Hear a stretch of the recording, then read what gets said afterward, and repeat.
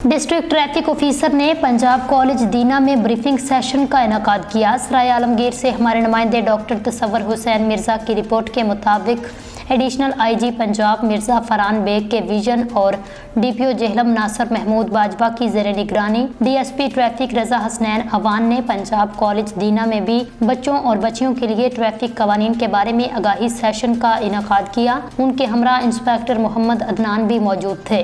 मौजूद मेहमानों की आमद पर प्रिंसिपल अदारा हज़ा और स्टाफान ने भरपूर इस्तकबाल किया, जबकि डिस्ट्रिक्ट ट्रैफिक ऑफिसर रजा हसनैन अवान ने बड़ी खूबसूरती के साथ बच्चों को हेलमेट की अफादियत, तंगबाजी, हवाई फायरिंग से होने वाले नुकसानात से आगाह किया।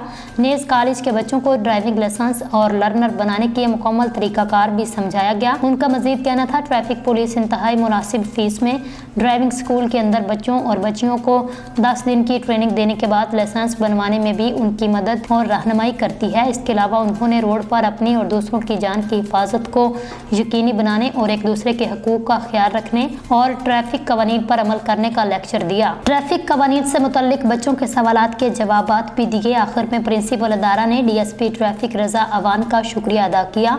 याद रहे, ये सिलसिला दीना के स्कूलों और कॉलेजों में आगाही ट्रैफिक कवानीन के बारे में मालूमात का जारी है। बच्चे बहुत ज़्यादा मुस्तफीद हो रहे हैं। इस मौका पर मीडिया नुमाइंदगान भी मौजूद थे।